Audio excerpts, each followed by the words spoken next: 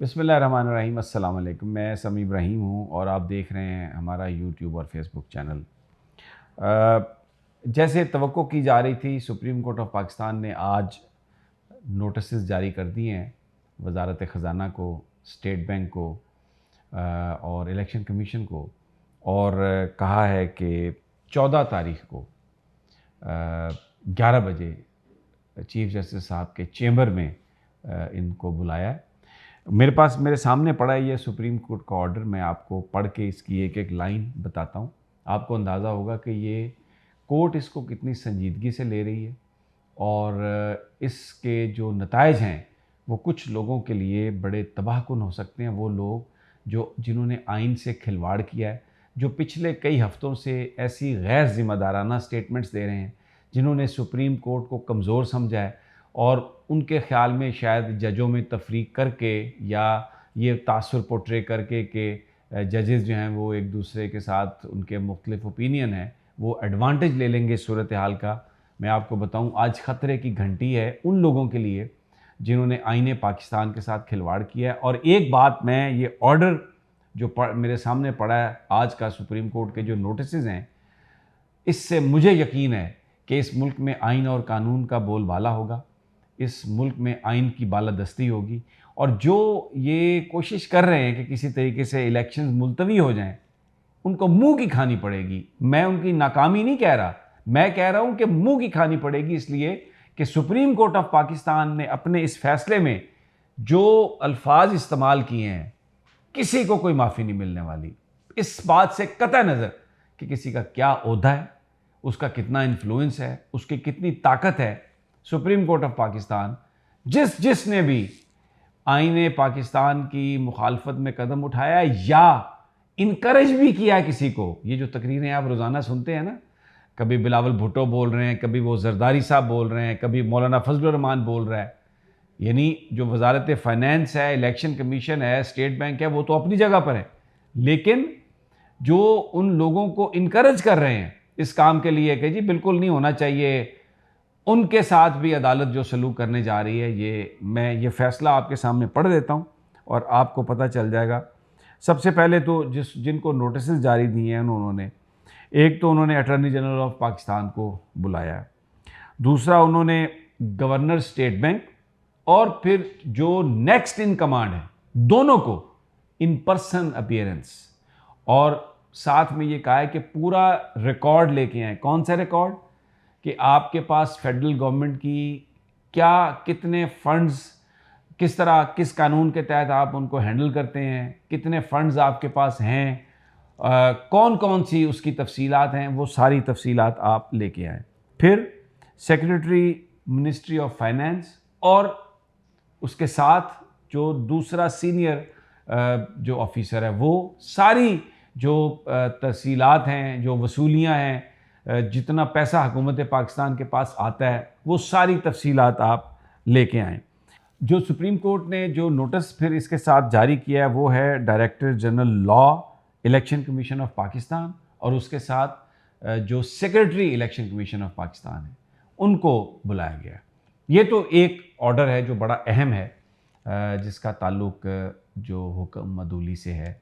इसकी समाअत होगी 14 तारीख को। लेकिन एक और अहम जो आज ऑर्डर आया है वो है कि कल सुप्रीम कोर्ट ऑफ पाकिस्तान का एक 8 मेंबर लार्जर बेंच जो है, वो सुप्रीम कोर्ट के जो कवानीन को तब्दील करने की जो हुकूमत ने कोशिश की है उसको देखेगा। सुप्रीम कोर्ट प्रोसीजर और प्रैक्टिस एक्ट, उसमें जो ये तब्दीलियां करने चाह रहे थे एक्ट ऑफ पार्लियामेंट के ज़रिए, उसको देखेगा।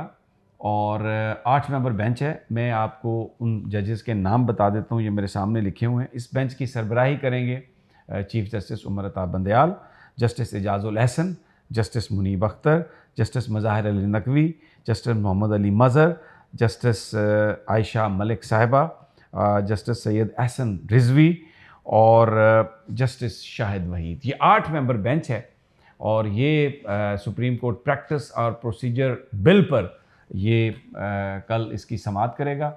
ये बहुत अहम मामला है क्योंकि हुकूमत ये कह रही है कि हमने जॉइंट पार्लियामेंट से मंजूर करवा के इसको भेज दिया है सदर पाकिस्तान के पास, और 20 अप्रैल तक अगर सदर साहब ने इस पर साइन नहीं किए तो ये खुद ब खुद लॉ बन जाएगा, और उसके बाद फिर चीफ जस्टिस के सारे इख्तियारात ख़त्म हो जाएंगे सुओ मोटो नोटिस के, और जो 184(3) के तहत जो अपील का जो हक है वो मिल जाएगा। उसमें नवाज शरीफ साहब की अपील हो जाएगी, जहांगीर तरीन साहब की, और भी बहुत सारे लोगों की उनकी अपीलें हो जाएंगी, और उनकी वापसी का रास्ता हमवार हो जाएगा। ये हुकूमत की प्लानिंग थी, और इसके लिए चाहिए थी आइनी तरमीम, लेकिन ये हुकूमत आइनी तरमीम की रिक्वायरमेंट को पूरा किए बगैर ये सिर्फ एक्ट ऑफ पार्लियामेंट के ज़रिए सब कुछ करना चाह रही थी।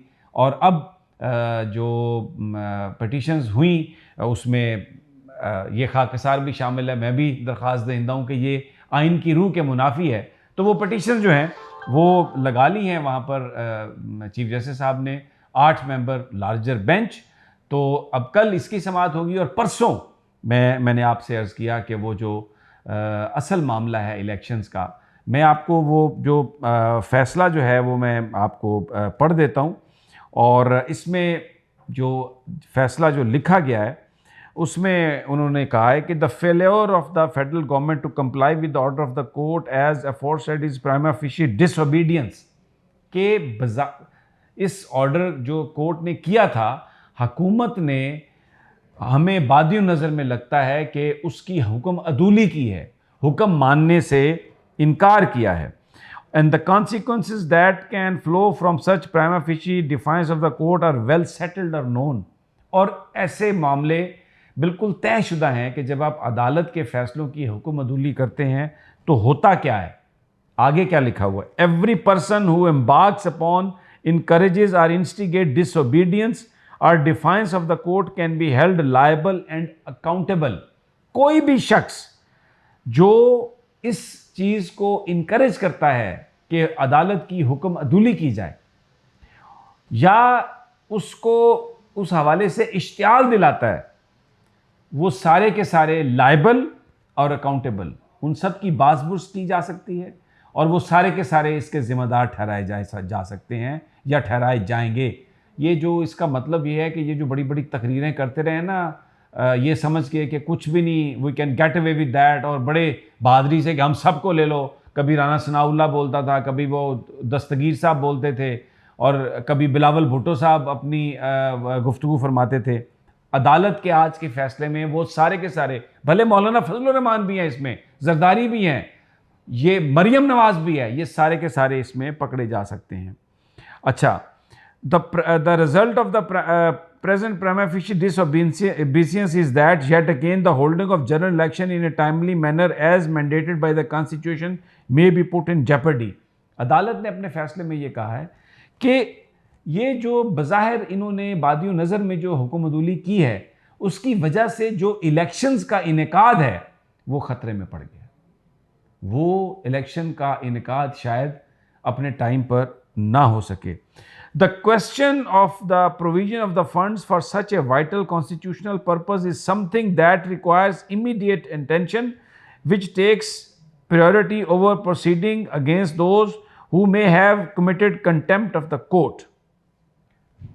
इस पर अदालत ने यह कहा है कि इस वक्त जो अहम तरीन मसला, सबसे अहम मसला यह है कि इन इलेक्शंस के लिए फंड्स की फराहमी हो, और शायद ये जो तौहीन अदालत है उसकी प्रोसीडिंग से भी ज़्यादा अहम है। यानी अदालत इलेक्शन के इनेकाद के लिए लोगों के जो राइट है, जो लोगों का वोट देने का, और जो कॉन्स्टिट्यूशन में ये कहा गया है कि 90 दिनों के अंदर इलेक्शन हो, उस चीज़ को कोर्ट अहमियत दे रही है। और इस वक्त उनके लिए सबसे बड़ा जो इस वक्त वो फोकस किए हुए हैं, इलेक्शंस कोर्ट जो कहती है कि वो करवाने, और इसलिए उन्होंने ये जो सब जो ऑफिसर्स को बुलाया है, उन्होंने कहा है कि in the first instance therefore let notice be issue to the governor state bank, जो मैंने आपको पहले बताया, and the next senior most official of the bank, both appear, दोनों आए 11 बजे 14 तारीख को। इसी तरह, और फिर वो सारा सामान, ये जो भी उनके पास रिकॉर्ड है उसको वो लेके आए। और इसी तरह अटॉर्नी जनरल को appear before the court on the date and time, or notice Secretary, Ministry of Finance, Government of Pakistan, and the next senior most official of the said ministry both to appear in person before the court. यानी secretary और उनके जो senior हैं next वो दोनों आए। अच्छा, अब ये क्यों उन्होंने 14 को कहा है, जो मैं बज़ाहिर मुझे समझ आ रहा है, क्योंकि ये अमेरिका गए हुए हैं, डेलीगेशन में गए हुए हैं, तो अदालत ने ये टाइम दिया है, आज नोटिस जारी किए हैं।